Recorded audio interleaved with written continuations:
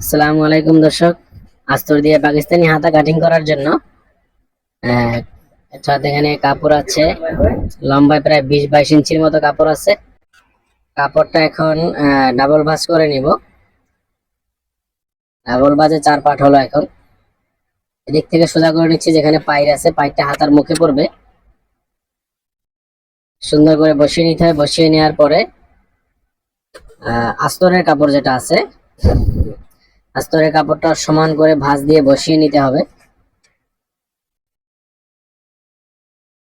বন্ধুরা, আস্তরের কাপড় ভাঁজ দিয়ে নিচ্ছি, এর ফাঁকে দিয়ে বলে নিচ্ছি, যারা ইউটিউব থেকে দেখছেন অবশ্যই সাবস্ক্রাইব করবেন, এবং যারা ফেসবুক থেকে দেখছেন তারা ফলো করবেন এবং ভিডিওটি লাইক কমেন্টস করবেন, পাশে থাকবেন ইনশাল্লাহ।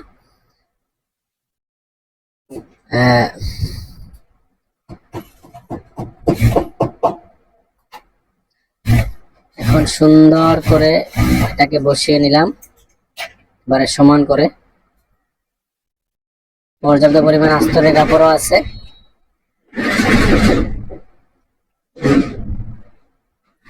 এখন এটাকে একদম মুখ বরাবর সমান করে কেটে নিব। সমান করে কেটে নেওয়ার পরে বর্ডার দিলে 1 ইঞ্চি ভিতরে ঢুকে যাবে, তখন এটা সমান থাকবে না। 19.5 ইঞ্চি লম্বা, 19.5 ইঞ্চি লম্বায় বরাবর দাগ দিলাম। বাতাস একটু ডিস্টার্ব করতেছে, বাতাস ছাড়াও আবার থাকা যাচ্ছে না, যে গরম। 19.5 ইঞ্চিতে দাগ দিয়ে নিলাম।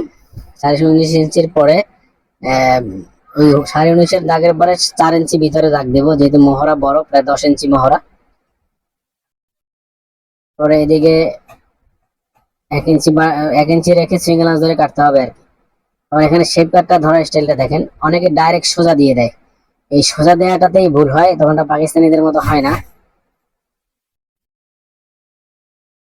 এই শেপ কাটটা এভাবে ফেলে, হ্যাঁ, রাখবেন, ফেলে রাখ দিবেন।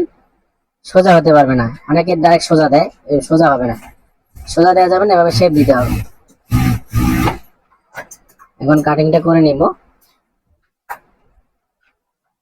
এই যে লাল চক হলে ভালো, তো এটার 1/2 ইঞ্চি বাইরে থেকে নিব, অর্থাৎ এটা সুইং অ্যালাউন্স 19.5 যে মার্কিং করেছিলাম তার বাইরে থেকে নিব।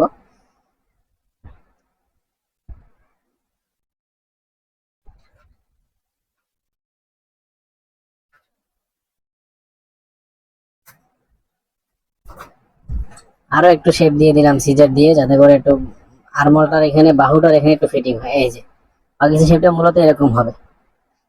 প্লাজো হাতাও না, আবার প্লাজো হাতার মতো না, আবার সোজাও না। অনেকেই সোজা দেয়, প্রথম প্রথম আমিও কয়েকবার সোজা দিয়েছি, ওটা একদম বেকাপ্পা লাগে। একটু শেপ থাকতে হবে। এবং এই 10 ইঞ্চি মহড়ায় মার্ক করে দিলাম।